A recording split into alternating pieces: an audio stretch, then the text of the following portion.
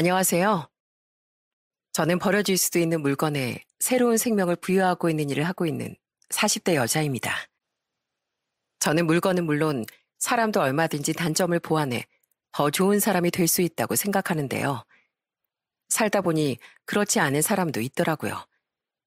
흔히들 재활용도 불가능한 인간이라고 하죠. 저는 오늘 재활용도 포기한 저희 남편과 시댁 식구들에 대해 얘기해 보려고 합니다.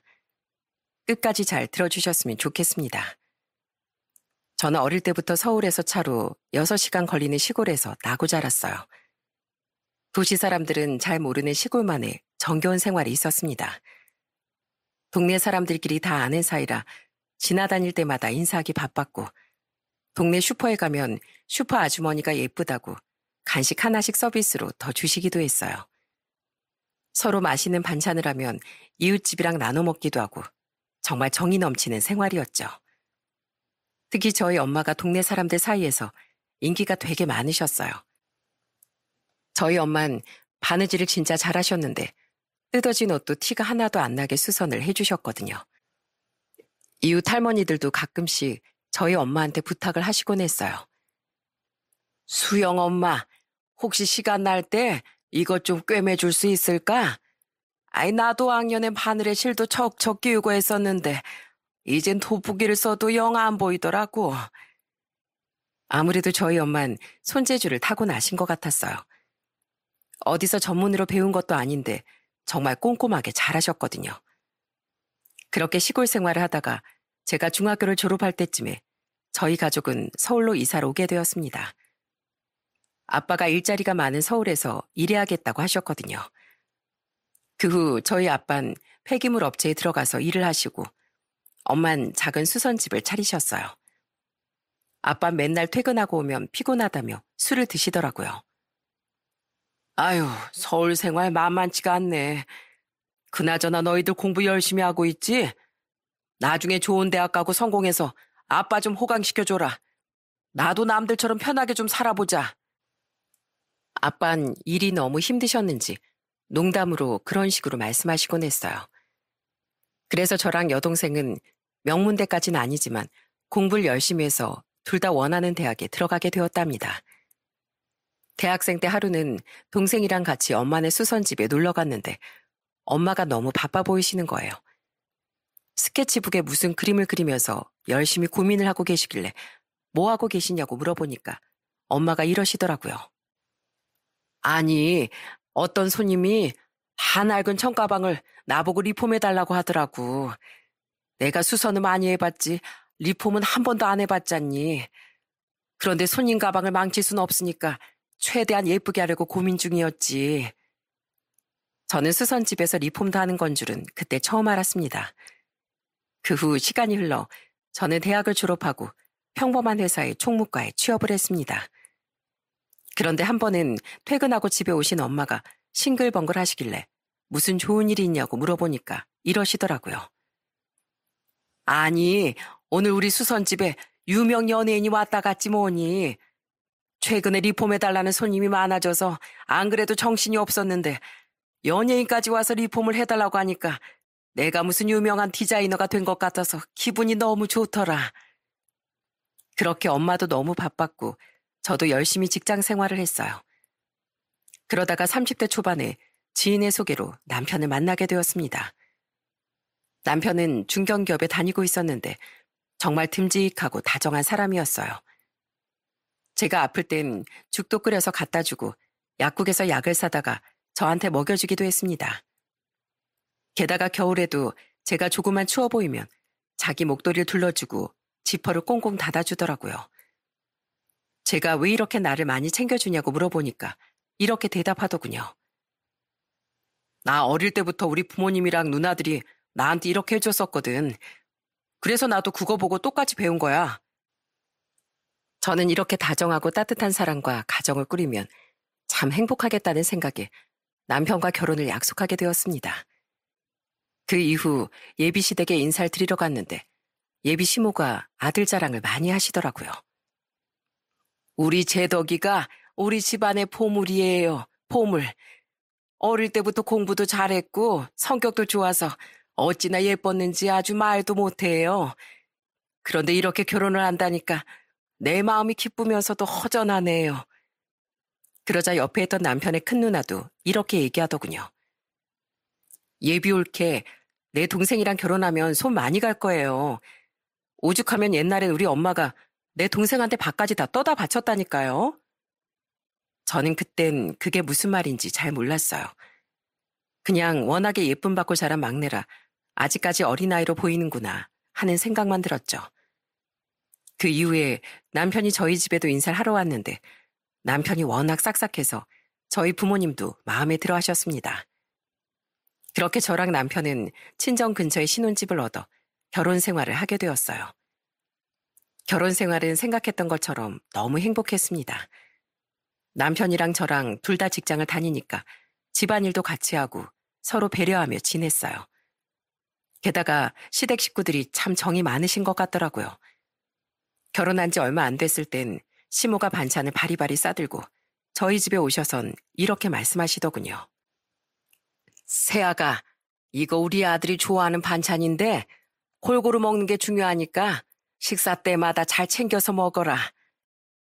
시부모님뿐 아니라 형님들도 저한테 전화해서 안부를 자주 물으시더군요. 옳게 별일 없지? 내 동생 결혼 생활하면서 좀 부족한 면이 있을 수도 있는데 올케가 잔소리 너무 많이 하지 말고 좀 예뻐해줘. 시댁 식구들이 저보단 남편 걱정을 훨씬 많이 했지만 그래도 그렇게 관심을 준다는 것 자체가 고맙다고 생각했어요. 그래서 남편하고 정말 잘 지낼 수 있었습니다. 그런데 저희 결혼 생활처럼 저희 엄마가 운영하시는 수선집도 나날이 잘 돼가더군요. 이제는 수선집이라기보단 리폼 전문집이 되어버렸어요. 한 번은 주말에 혼자 엄마를 보러 수선집에 갔습니다. 엄마, 나 왔어요. 나 오늘 하루 종일 엄마 옆에 붙어 있을 거니까 귀찮다고 하지 마요. 그렇게 저는 엄마 옆에서 엄마가 일하는 걸 계속 구경하고 있었습니다. 그런데 한 2시간쯤 지났을 때였어요. 어떤 남자 손님이 모자를 푹 눌러쓰고 마스크에 선글라스까지 끼고 찾아왔는데 목소리가 어디서 들어본 것 같더라고요. 그래서 자세히 얼굴을 보니 어디서 많이 본 얼굴 같은 거예요. 어머, 혹시 개그맨 아니세요? 그러자 그 사람이 처음엔 당황하더니 마스크를 살짝 내려 얼굴을 보여주고 이렇게 얘기하더군요. 맞아요. 저 여기 단골이거든요. 여기 사장님이 기성품이랑 다르게 하나밖에 없는 디자인으로 만들어주시니까 너무 좋아서 자주 오고 있어요. 사장님 실력이 웬만한 유명 디자이너 뺨치거든요. 그날 그 개그맨이 돌아가고 나서 저는 너무 신기한 마음에 엄마한테 이렇게 얘기했습니다. 와, 우리 엄마 인기 장난 아니네. 연예인들까지 오고 엄마 진짜 좋겠다. 좋기는 무슨. 요즘에 돈이 좀 잘 벌리니까 네 아빠가 맨날 회사 때려치고 싶다고 하더라. 어제도 자꾸 나보고 돈을 달라고 하는데 아주 지긋지긋해 죽겠어. 저희 아빠는 예전엔 안 그러시더니 요즘 들어 자꾸 엄마한테 돈 타령을 하시는 것 같더라고요. 그런데 그 일이 있고 나서 며칠 후였습니다. 갑자기 시모한테서 전화가 와서 받았더니 다짜고짜 저한테 짜증을 내시는 거예요. 예, 너 왜 밥 사진 안 보내니? 네? 무슨 밥 사진이요? 우리 아들 밥 차려주는 사진 말이야. 내가 직접 반찬까지 만들어서 갖다 줬으면 제대로 먹이고 있는지 매일매일 사진으로 찍어서 나한테 확인받아야 되는 거 아니니? 아무리 내가 말을 안 했어도 그런 거 눈치로 다 알아야지. 어머님, 제가 무슨 어린이집 선생님인 줄 아세요? 무슨 남편 밥 사진을 찍어서 어머님한테 보내요. 어머님이 주신 반찬으로 저랑 그이랑 둘 다 잘 먹고 있으니까 걱정하지 마세요. 그날은 제가 너무 어이가 없어서 남편한테 하소연을 했습니다. 그러자 남편이 시모한테 전화해서 그러지 말라고 좋게 좋게 얘기를 하더군요. 그렇게 결혼 생활을 한 지 1년이 좀 안 됐을 때 제가 임신을 하게 되었어요. 그런데 임신 소식을 들은 시모가 저희 집에 찾아왔더군요. 시모는 들어오자마자 저는 안중에도 없고 바로 남편의 손을 붙잡으면서 이렇게 말하더라고요. 아이고, 우리 아들 고생 많았다. 우리 집안 대를 잇느라 정말 고생했어. 세상에 임신한 건 전데 고생해도 제가 더 하지 않겠어요? 아무리 아들을 예뻐한다지만 너무 아들밖에 모르는 것 같더라고요. 그 이후에도 시댁 식구들이 남편만 감싸고 도는 것 때문에 짜증이 날 때가 있었지만 그땐 그게 그렇게 크게 신경 쓰이진 않았습니다. 저희 집에 더 큰 문제가 있었거든요. 제가 임신 3개월이 넘어갔을 때부터 엄마가 가끔씩 울면서 저한테 전화를 하시는 거예요. 수영아, 아휴, 나 진짜 네 아빠 때문에 못 살겠다. 저번부터 경마에 푹 빠져가지고 얼마 전까진 글쎄 회사까지 그만둬버렸어. 그놈의 경마장에서 노름하는 것 때문에 맨날 나한테 돈 달라고만 하고 아주 속상해 죽겠다. 저희 아빠는 엄마가 돈을 잘 벌기 시작하자 아예 직장을 그만두고 노름에 빠지게 되셨어요. 제가 몇 번이나 아빠한테 전화해서 제발 정신 좀 차리시라고 화를 내봤지만 전혀 듣질 않으시더라고요. 그 후 저는 아들을 낳고 애를 보기 위해 육아휴직을 하게 되었습니다. 그런데 막상 육아휴직이 끝나고 회사에 돌아갔더니 제 자리가 없어졌더라고요. 역시 대한민국에선 애 낳고 살기 힘들다더니 역시나 이런 게 현실이었더군요. 결국 저는 회사를 그만두고 엄마가 운영하시는 수선집에서 일을 배우게 되었어요. 엄마가 요즘에 예약이 너무 많아 일손이 부족하다고 하셨거든요. 그런데 제가 엄마를 닮아서 그런지 금방금방 실력이 늘더라고요. 그 후 저는 엄마랑 같이 수선집에서 일을 하며 둘째 딸도 낳게 되었습니다. 저희 엄만 원래 건물에 세를 들어서 장사를 하고 있었는데 돈을 많이 벌어 수선집이 있던 2층 건물을 아예 구입하게 되었어요. 마침 그게 매물로 나와 있었거든요. 이 건물이 그렇게 멋있고 좋은 건물은 아니지만 그래도 나한텐 정말 소중한 곳이야. 내가 서울에 올라와서 여기서 작게 자리 잡아 좋은 기운을 받아서 여기까지 왔잖니. 날 이렇게 잘 되게 해준 건물이니 내가 아예 여기서 눌러앉아 장사하련다. 그런데 엄마가 아예 건물주가 되시자 저희 아빠는 돈에 눈이 멀어 돌변하시더군요. 거의 이틀에 한 번꼴로 수선집에 와서 돈 달라고 깽판을 치는 바람에 엄마가 억지로 5만 원짜리 한두 장 쥐어주고 내보내곤 했답니다.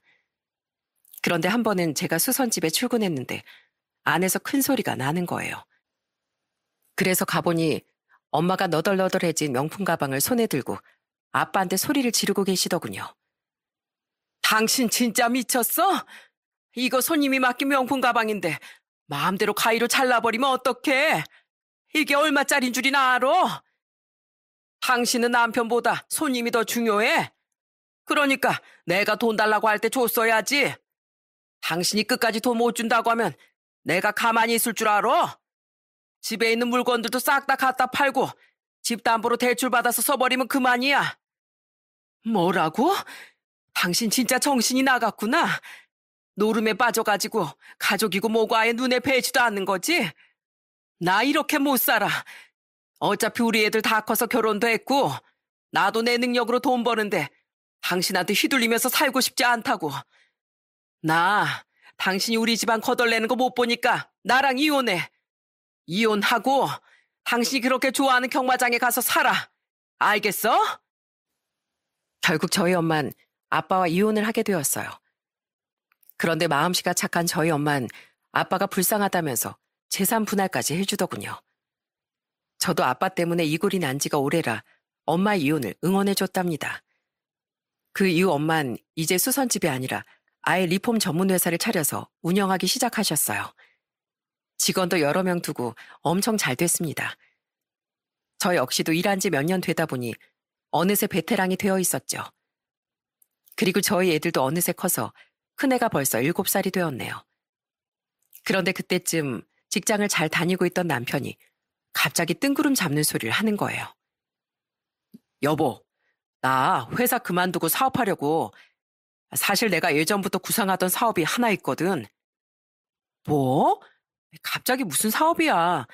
당신 지금 다니는 직장 안정적이고 연봉도 높은데 왜 그런 위험한 도전하려고 그래? 그리고 사업은 뭐 아무나 해? 사업도 다 자금이 있어야 하는 건데 무슨 돈을 하려고 그러는데? 우리가 여태까지 모은 돈에다가 아파트 담보대출이라도 받으면 되잖아. 내가 진짜 이거 잘 될 자신이 있어서 그래. 물론 지금 다니는 직장도 좋지만 사업해서 더 잘 되면 당신이랑 우리 애들도 좋은 거잖아. 저는 불안한 마음에 계속 사업을 반대했습니다. 하지만 남편은 절대 고집을 꺾지 않고 사업을 시작하더군요. 그런데 남편 말대로 정말 성공할 수 있는 사업이었는지 초반부터 어디서 투자를 잘 받아오더라고요. 그래서 처음에만 조금 힘들다가 금방 잘 되기 시작했습니다. 여보, 내가 말했지? 내가 무조건 잘 될 거라고 했잖아.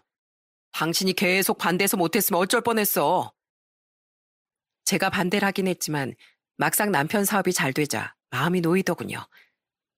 그래서 그때부턴 남편의 사업을 응원해줬습니다. 그런데 저희 아빠도 그렇고 왜 사람이 돈이 생기면 변하는 걸까요?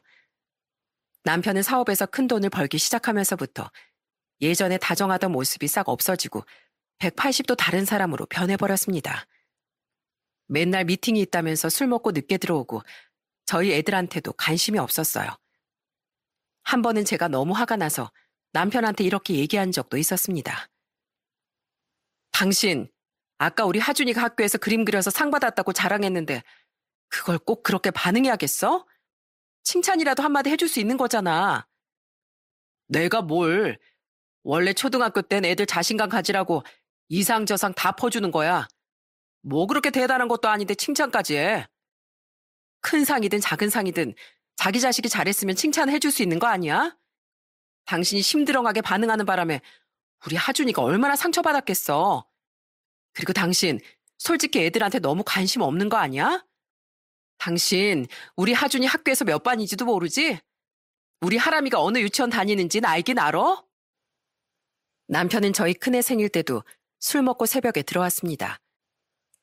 그날 우리끼리 케이크를 사서 생일을 축하했는데 저희 큰애가 아빠는 왜 없냐면서 서운해하더라고요. 그런데 제가 새벽에 들어온 남편한테 따지니까 남편이 이러더군요. 뭐야, 오늘 하준이 생일이었어? 아니, 일하다 보면 바빠서 까먹을 수도 있지. 왜 그거 가지고 난리야? 어차피 내년에도 또 돌아오는 생일인데 그때 챙기면 되잖아.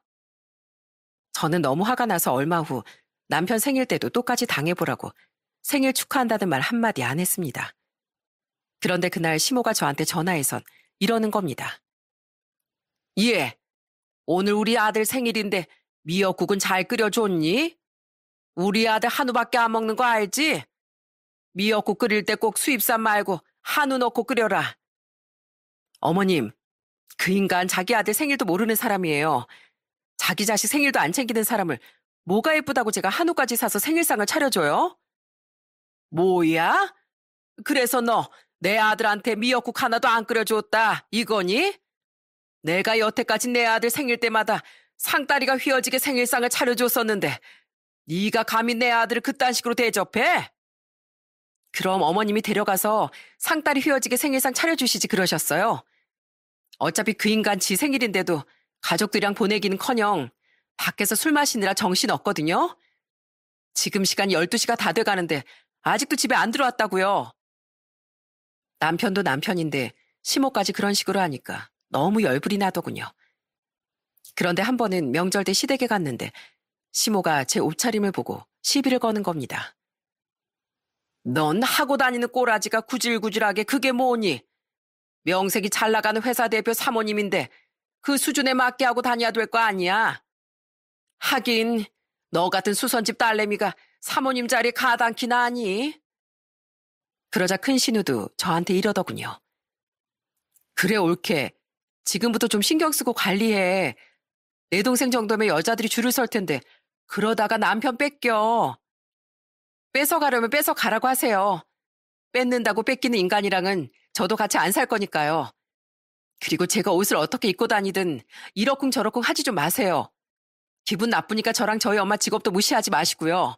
아시겠어요? 그런데 한 번은 정말 어이없는 일이 있었습니다.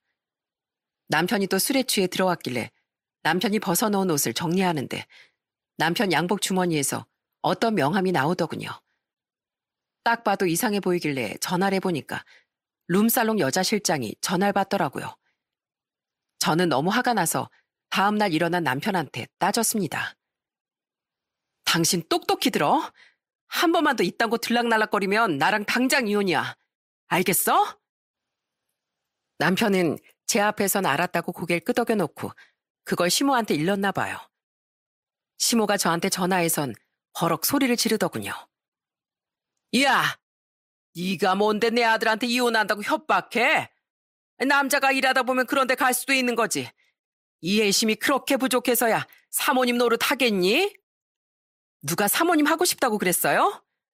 저는요, 돈 적게 벌어와도 가정에 충실한 남편이 더 좋아요. 가족은 안중에도 없고 맨날 여자 끼고 술 먹는 남편은 필요 없다고요. 안 그래도 남편 때문에 너무 속이 터졌는데 그것보다 더 신경 쓰이는 일이 있었어요. 얼마 전부터 저희 엄마가 몸이 안 좋아 보이셨거든요. 자꾸만 피곤해하시고 밥도 잘 안 드시길래 너무 걱정되는 마음에 엄마한테 이렇게 얘기했습니다. 엄마, 병원이라도 가야 되는 거 아니에요? 요즘에 맨날 소화도 안 된다고 하시고 안색도 안 좋잖아요. 아이고, 병원은 무슨, 그냥 약 먹고 좀 쉬면 괜찮아질 거야. 요즘에 예약이 너무 많아서 그런가 힘이 좀 붙이네. 손님이 너무 많아도 그렇게 좋은 건 아닌가 봐. 저는 엄마가 피곤하다고 하실 때마다 매번 먼저 들어가서 쉬시라고 했어요. 그렇게 하루씩 쉬다 나오시면 조금 괜찮아 보이시길래 그때까진 그냥 엄마 말처럼 과로인 줄 알았습니다. 그런데 하루는 출근했는데 그날따라 엄마 얼굴이 너무 노란 거예요. 엄마, 이거 황달 아니에요? 얼굴색도 그렇고 이 손도 그렇고 딱 봐도 황달 같은데? 또 약 먹고 괜찮다는 소리 하지 말고 당장 나랑 병원 가요.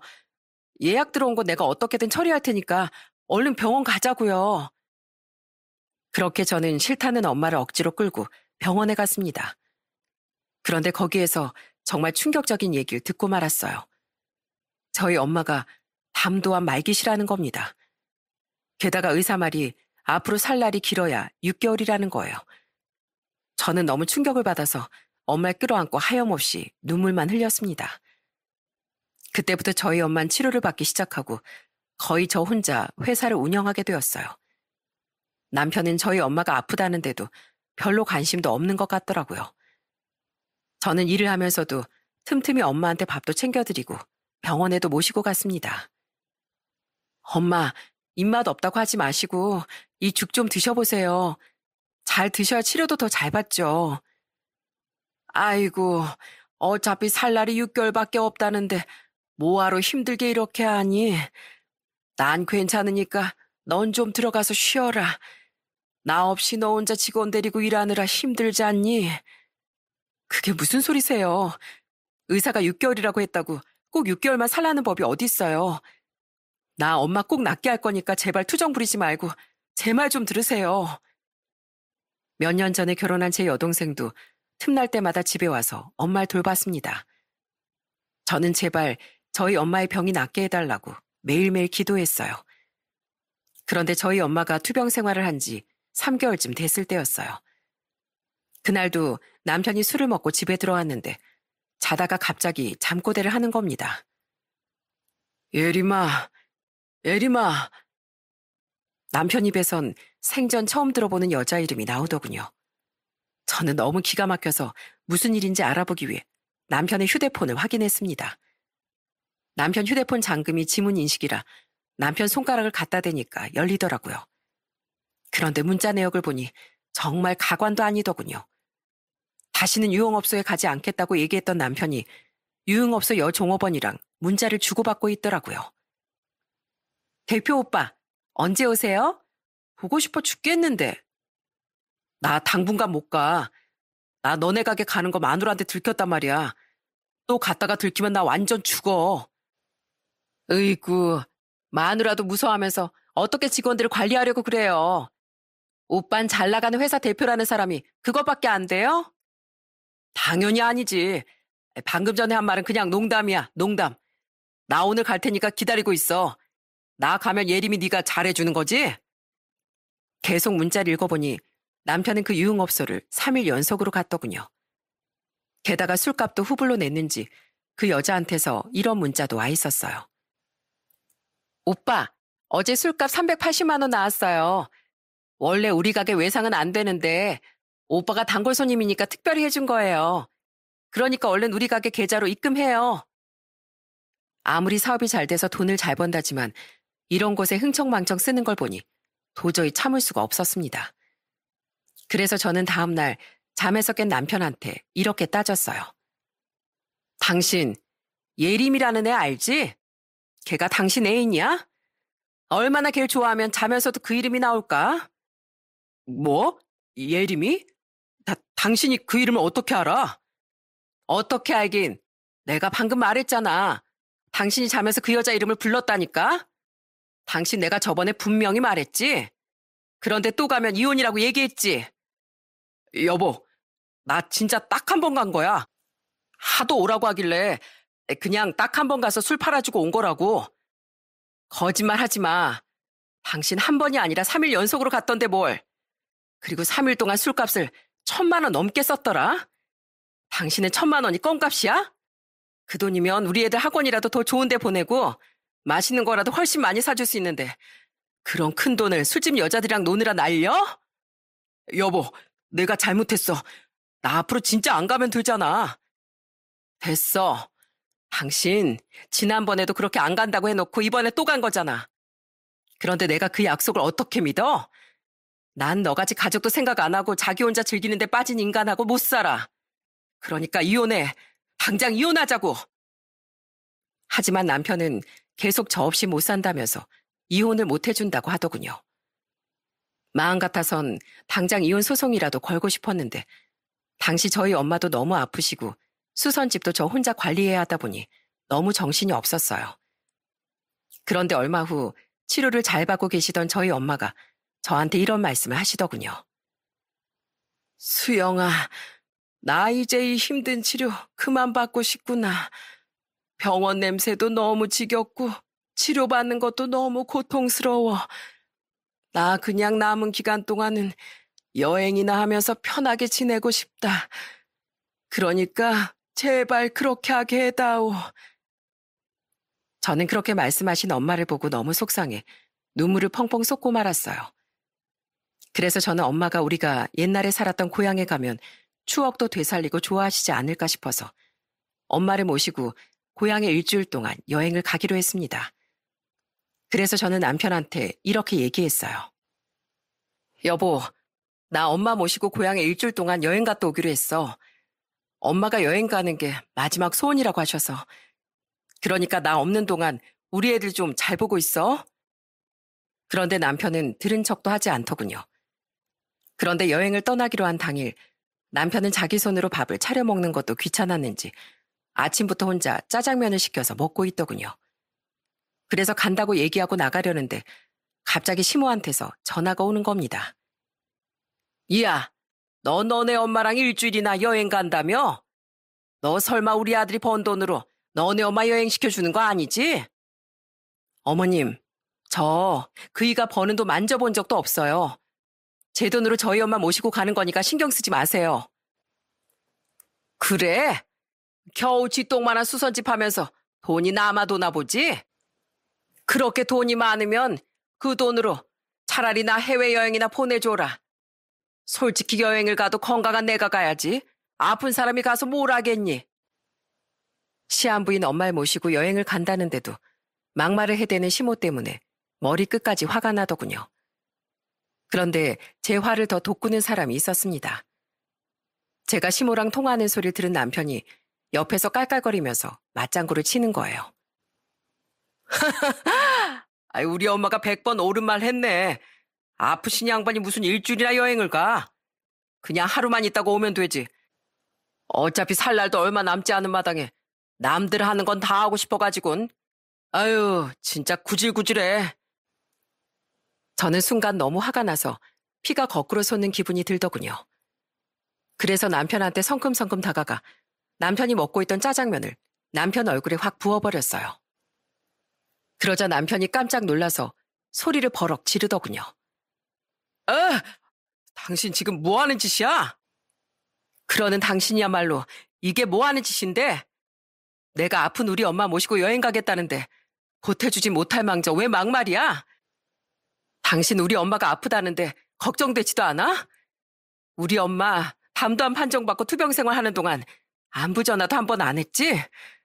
세상에 이웃집 사람이 암에 걸렸다고 해도 걱정하는데 어떻게 가족이 암에 걸렸다는데도 이렇게 무심할 수가 있어? 당신이 그러고도 사람이야? 참나, 내가 뭘? 그러게 평소에 몸 관리 잘하셨어야지. 그리고 살 날도 얼마 안 남은 환자 데리고 멀리 여행까지 가는 당신도 제정신은 아니야. 병원에 가만히 누워 있어야지. 무슨 그 멀리까지 여행을 떠난다고 그래? 우리 엄마가 죽기 전에 마지막 소원이시라잖아. 우리 엄마가 병원 생활만 하다가 남은 3개월 허비하고 싶진 않으시대. 그래서 얼마 남지 않은 기간이라도 행복한 기억만 만들어드리고 싶어서 모시고 여행 가겠다는데 그게 그렇게 안 입고 와? 그리고 우리 애들 나 혼자 낳은 애 아니고 당신이랑 같이 낳은 당신 자식이기도 해. 그런데 일주일 동안 애들 보는 게 그렇게 싫어? 난 일하느라 바쁘니까 그렇지. 바빠 죽겠는데 내가 애들을 어떻게 봐? 일하느라 바쁜 게 아니라 여자 끼고 술 먹느라 바쁜 거겠지. 그리고 당신 일이 아무리 바빠도 우리 엄마 목숨보다 중요해? 떠나시기 전 마지막 소원도 못 들어드릴 정도로 중요하냐고. 난 우리 엄마 소원 꼭 들어드릴 거야. 그러니까 당신은 집에서 애들이나 챙겨. 알겠어? 저는 그렇게 소리를 지르고선 집을 나와버렸습니다. 너무 화가 나서 몸이 부들부들 떨렸지만 엄마한테 걱정 끼쳐드리고 싶지 않아 최대한 진정을 한 후 엄마를 모시러 갔어요. 먼 길을 달려 오랜만에 고향에 갔더니 엄마가 너무 좋아하시더군요. 그런데 시간이 많이 흘렀는데도 저희가 살 때 있었던 슈퍼가 그대로 있는 겁니다. 엄만 그 슈퍼로 들어가시더니 사장님한테 인사를 하시더군요. 사장님, 안녕하세요. 아직도 여기서 장사하고 계시네요. 어머, 수영이 애미 아니야. 이사 가서 이제 못 보는 줄 알았는데 진짜 오랜만에 찾아왔네. 아휴, 절 기억하시는 거예요? 맞아요. 저 수영이 엄마예요. 내가 나이 먹었어도 기억력은 좋은데 당연히 기억하지. 그런데 왜 이렇게 살이 많이 빠졌어? 어디 아픈 거야? 그냥 그렇게 됐어요. 저도 이제 마냥 젊은 나이는 아니어서요. 그렇게 엄마와 슈퍼에서 간식도 사고 동네를 돌아다니고 있었는데 엄마와 저를 알아보시는 분들이 꽤 있었습니다. 수영 엄마, 여긴 어쩐 일이야? 아이고, 수영이가 많이 컸네. 많이 큰 정도가 아니라 이제 아줌마 다 됐어요. 저희 딸 벌써 애도 둘이나 있다고요. 어머, 그래? 세월이 벌써 그렇게 흘렀나? 그나저나 이왕 온 김에 우리 집에 가서 콩국수라도 한 그릇 먹고 가. 내가 이번에 콩 삶아서 맛있게 갈아놨거든. 오랜만에 반갑던 이웃 주민들도 만나고 도란도란 얘기도 나누다 보니 엄마의 얼굴이 한결 편해 보이시더군요. 최근 들어 그렇게 밝게 웃는 모습은 처음 본 것 같아요. 저녁엔 엄마랑 같이 밤하늘의 별을 보면서 얘기도 참 많이 나눴답니다. 엄마, 오랜만에 여기 오니까 되게 좋지 않아요? 나 어릴 때 엄마가 반찬 많이 해서 이웃집이랑 나눠 먹기도 하고 옆집 할머니 김장하실 때 도와드리기도 했던 거 다 기억나는데 그때 엄마가 우리 동네에서 인기 최고였잖아요. 그러게, 그땐 참 사람 사는 정이 따뜻하고 좋았는데 수영아, 엄마 그냥 여기서 살까? 여기에 있으니까 내가 아프다는 것도 잊을 정도로 마음이 편해지네. 나 이제 남은 생은 병원에서 고생하지 않고 그냥 편하게 살고 싶어. 그 후에도 엄만 여행 기간 내내 고향에서 살고 싶다는 말씀을 하셨습니다. 아무래도 그냥 하는 말씀이 아니라 진심으로 하시는 말씀인 것 같았어요. 그런데 그 와중에도 남편은 저한테 전화해서 애들 보기 힘들다며 빨리 올라오라는 얘기만 하더군요. 저는 너무 짜증이 나서 남편 전화를 확 끊어버렸습니다. 그렇게 일주일간의 여행을 마친 후 저는 다시 엄마를 모시고 서울로 올라갔어요. 인터넷으로 알아보니까 저희 엄마처럼 큰 병을 앓고 계시는 분들이 시골에서 자연과 함께 살아가는 자연치유라는 게 있더라고요. 어차피 병원에서도 3개월밖에 안 남았다고 하고 치료를 해도 차도가 없으니 엄마가 원하는 대로 해드리면서 자연 치유의 기대를 걸어보는 게 좋겠다고 생각했습니다. 하지만 그 전에 해결할 게 있었어요. 바로 남편과 시모에게 본때를 보여주는 일이었죠. 마침 집에 남편도 있길래 저는 시모한테 전화를 해서 이렇게 얘기했습니다. 어머님, 제가 어머님한테 꼭 드릴 게 있어서 그러는데 오늘 저희 집으로 좀 와주실래요? 그러자 시모는 제가 무슨 대단한 선물이라도 주는 줄 알고 헐레벌떡 저희 집으로 달려오더군요. 그러더니 기대감 가득한 표정으로 저한테 이러는 겁니다. 이해, 나한테 줄 게 도대체 뭐니? 너 혹시 나 해외여행 보내주려고 그러니? 거봐, 네 엄마 여행 보내줄 돈 있으면 날 보내주는 게 낫다니까. 네, 맞아요. 어머님 여행 좀 보내드리려고요. 그게 정말이야? 어디로 보내줄 건데? 나 지난번에 동남아 한번 갔다 와서 이번엔 유럽으로 가고 싶은데. 어머님 여행 보내드리려면 서류 작성할 게 좀 있으니까 이 서류 봉투 좀 열어보세요. 저는 시모한테 서류 봉투 하나를 건넸습니다. 그러자 시모가 안에 있는 걸 꺼내더니 당황스러운 표정으로 이렇게 말하더군요. 뭐야, 국토대장정? 아니, 국토대장정이라니 이게 도대체 뭐야? 어머님이 여행 가고 싶으시다면서요. 그래서 저 땅끝 마을까지 여행 갔다 오시라고 국토대장정 신청서 넣은 거예요. 서류 작성하시면 제가 신청해 드릴게요. 뭐라고? 너 지금 나랑 장난하냐? 내가 허리도 아프고 다리도 아픈데 무슨 국토대장정이야?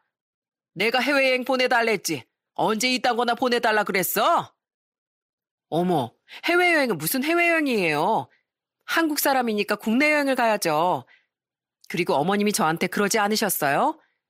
저희 엄만 살 날 얼마 안 남은 사람이고 어머님은 건강하시다면서요.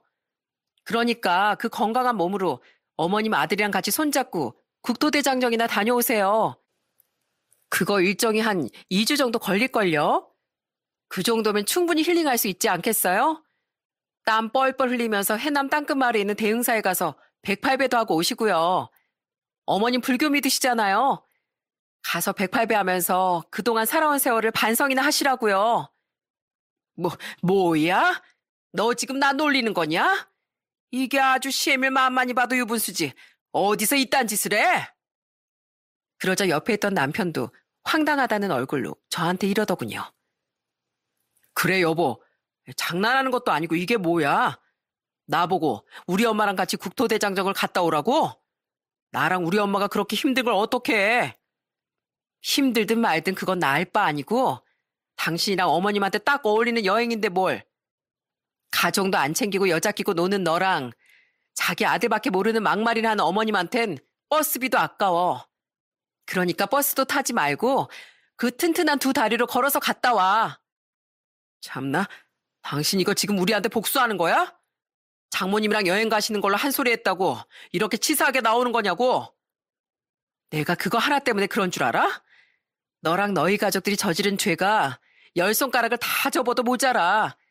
내가 하나씩 한번 말해줘 볼까? 첫째, 아빠란 인간이 자식들 생일도 모르고 아빠 노릇도 안 한 죄. 둘째, 가족은 내팽개치고 맨날 술에 골프에 여자 끼고 노느라 정신 팔린 죄. 셋째, 아픈 장모님을 걱정하긴커녕 막말이나 한 죄. 그리고 넷째, 40살도 넘은 아들을 가족 전체가 어린애처럼 끼고 돈 죄. 다섯째, 며느리 가족이 아니라 다 큰 아들 보모로 생각하는 죄. 여섯째, 지금 이 순간에도 뭘 잘못했는지 깨닫지 못하고 뻔뻔하게 나오는 죄. 왜? 더 말해줄까? 아직 손가락이 4개나 더 남았는데 아예 발가락까지 다 세가면서 말해줘? 여보, 제발 그만해. 우리가 뭘 그렇게 잘못했다고 그래? 내가 이렇게 하나하나 짚어가면서 말해줬는데도 아직도 이해를 못하겠니? 그래, 어차피 네가 반성할 거란 생각은 추워도 안 했어. 애초에 반성한 인간이었다면 그런 짓거리를 하지도 않았겠지. 그나저나 어머님, 국토대장정 신청서 뒤에 있는 건 아직도 안 보셨나 봐요. 뒷장도 있는데 얼른 보시지 그래요. 제가 그렇게 말하자 시모가 허겁지겁 뒤에 있는 서류를 꺼내더군요. 그리고 눈이 휘둥그레져선 저한테 이렇게 말했습니다. 뭐야, 이혼 신청서? 너 지금 우리 아들이랑 이혼하겠다는 거니? 네, 당연히 이혼해야죠. 저런 재활용도 안 되는 인간이랑 제가 왜 같이 살겠어요? 저는 진작에 이혼하자고 얘기했는데 이 인간이 이혼을 안 해주네요. 어머님이 그렇게 원하시는 여행 이혼하기 전에 보내드릴 테니까 깔끔하게 다녀오세요. 아시겠어요? 니까짓게 내 아들이랑 이혼한다고 하면 뭐 무서울 줄 알아? 어차피 이혼하면 너만 손해야. 겨우 지똥만한 수선집 하는 주제에 잘 나가는 내 아들이랑 이혼하면 네가 먹고 살 수나 있겠니? 겨우 지똥만한 수선집이요? 요즘 지들은 잘 먹어서 똥이 그렇게 큰가 보죠? 저기 어머님, 뭘 잘 모르시나 본데 제가 저희 엄마랑 운영하는 수선집, 그냥 동네 수선집 아니에요. 2층짜리 상가 건물도 가지고 있고 거기서 직원 8명이나 데리고 하는 리폼 회사라고요. 제가 말을 안 해서 그렇지 매출도 아주 상당하거든요. 유명한 연예인들도 명품 리폼하러 자주 오는데 얼마나 버는지 말 안 해도 잘 아시겠죠? 뭐야. 동네 수선집이 아니라 직원을 두고 운영하는 회사였다고? 그래요. 얼마나 본인 아들한테만 관심이 있었으면 며느리가 무슨 일 하는지도 제대로 모르세요. 그나저나 당신도 우리 엄마 회사가 이렇게 잘 나가는 거 몰랐지? 하긴 내가 엄마랑 같이 일하는 것만 알았지 한 번도 놀러 와본 적도 없잖아. 당신만 뭐 잘 나가는 사업가인 줄 알아? 우리 엄만 당신보다 더 먼저 잘 나가고 있었어. 그러자 깜짝 놀란 남편이랑 시모가 날뛰기 시작하더군요. 당신 그런 얘기를 왜 지금 해? 장모님이 그렇게 돈을 잘 버신 줄 알았으면 내가 그렇게 함부로 얘기 안 했을 거 아니야. 아, 우리 엄마가 돈이 없는 줄 알고 무시했구나. 그런데 내가 그걸 왜 당신한테 진작에 얘기했어야 되는데? 난 사람은 돈이 아니라 인성이 제일 중요하다고 생각하는 사람이야. 그래서 우리 엄마가 잘 벌든 못 벌든 상관없다고 생각했다고. 그런데 당신이란 인간은 우리 엄마가 얼마 버느냐에 따라 대우가 달라지나 보네. 그리고 아줌마도 똑같아요. 저번에 우리 엄마한테 다 늙어서 남편한테 이혼당한 불쌍한 여편네라고 했죠? 지금 제일 불쌍한 건 아줌마예요. 우리 엄만 아빠한테 이혼당한 게 아니라 이혼을 청구한 거고요. 워낙 능력이 좋아서 돈도 잘 버는 사업가라고요. 그런데 아줌만 평생의 업적이 아들 오냐오냐 키운 거밖에 없죠? 그러니까 맨날 아들밖에 모르는 거잖아요. 그러니까 앞으로는 그렇게 아끼는 아들이랑 평생 같이 사세요. 아시겠어요? 너 지금 말 다 했어? 아이고 목이야. 며느리란 내가 시애밀 잡어. 아유, 내가 스트레스 받아서 더 이상은 못 있겠다. 나 그냥 집에 가련다. 시모는 그렇게 말하고선 휙 돌아서 현관으로 나가더군요. 그래서 저는 턱끝으로 시모를 가리키며 남편한테 이렇게 말했어요. 당신 뭐해? 당신을 그렇게 아끼는 어머님이 집에 가신다는데 모셔다 드리지 않고 얼른 당신도 쫓아가. 에이씨, 당신 두고 봐. 나 절대 당신이랑 이혼 안 해줄 거야. 알겠어? 그게 어디 당신 마음대로 될까? 한번 마음대로 해보시던지. 그렇게 남편은 시모와 함께 씩씩거리며 집 밖으로 나가버렸습니다. 그 이후 저는 변호사를 선임해서 남편과 이혼을 하게 되었어요. 남편은 끝까지 저한테 몇 번이나 찾아와서 이혼 소송을 취소해달라고 했지만 저는 절대 받아주지 않았습니다. 그런 인간하곤 단 하루도 같이 살고 싶지 않았거든요. 그렇게 이혼을 하게 된 후 저는 고향 마을에 작은 집을 하나 사서 엄마를 그 집에 이사시켜드렸어요. 그리고 엄마가 운영하시던 회사와 엄마 소유의 건물은 제가 물려받게 되었습니다. 엄마는 공기 좋은 시골에서 자연 치유라는 걸 시작하게 되었어요.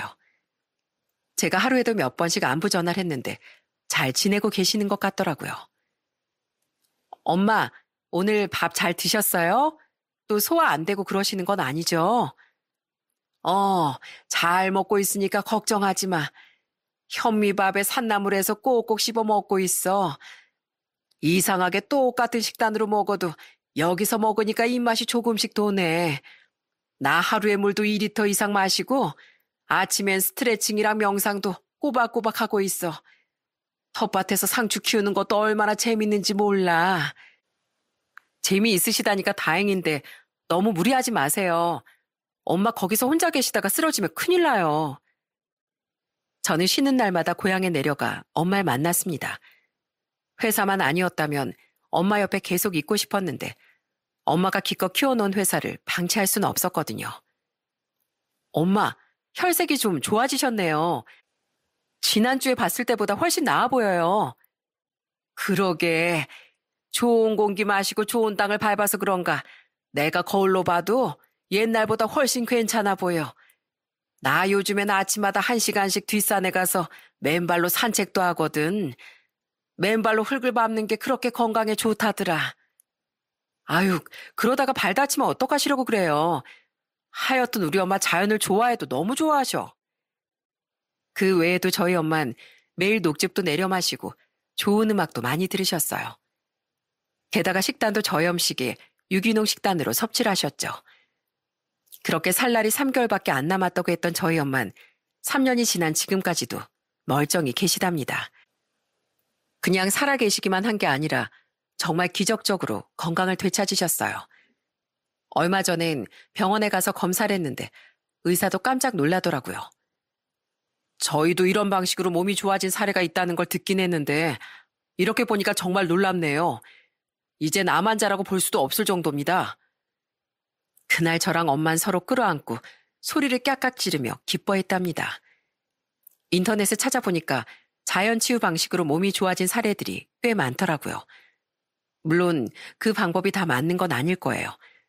우연의 일치일 수도 있고 오히려 자연치유 방식이 더 안 맞는 사람도 있을 겁니다. 그런데 적어도 저희 엄마한텐 정말 효과적인 방법이었던 것 같아요.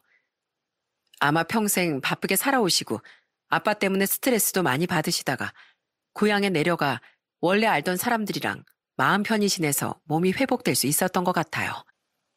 그렇게 저는 저희 애들을 키우면서 엄마가 하시던 회사를 열심히 운영하고 있습니다. 전 남편은 저랑 이혼하고 2년 만에 사업을 말아먹었다고 하더군요. 돈을 펑펑 쓰고 맨날 술 먹고 여자만 만나고 돌아다니니 회사가 멀쩡히 남아있을 수가 있겠어요? 결국엔 재정 상태가 어려워져서 사채까지 쓰다가 결국엔 회사가 망하고 신용불량자가 되어버렸다네요. 그리고 저희 아빠도 엄마랑 이혼하신 후에 나눠 가진 재산을 노름에 다 탕진하고 지금은 월 30만 원짜리 고시원에 살고 계시다고 하더군요. 예전엔 그렇게 나쁜 아빠는 아니었는데 왜 그렇게 변해버린 건지 제 마음도 참 착잡했습니다. 저는 요즘 고객들이 의뢰한 가방을 리폼하면서 제가 하는 일이 사람 사는 인생사랑 비슷하다는 생각이 들어요. 리폼을 어떻게 하느냐에 따라 세상에 하나밖에 없는 명품이 될 수도 있고 쓰레기통에 처박힐 만한 누더기가 될 수도 있는 거잖아요. 가방도 그렇듯이 사람도 자기 자신의 단점을 어떻게 보완하고 어떻게 살아가는지에 따라 인생이 결정되는 것 같습니다. 저는 앞으로 제가 리폼하는 가방들처럼 가치 있는 사람이 되기 위해 열심히 노력할 생각이랍니다. 여러분들께서도 항상 좋은 사람이 되기 위해서 자신을 되돌아보는 시간을 가져보셨으면 좋겠어요. 그리고 우리 모두 다 같이 더 좋은 사람이 되기 위해 한 발자국씩 나가보자고요. 그럼 제 얘기는 여기서 마치도록 하겠습니다. 끝까지 들어주셔서 정말 감사합니다.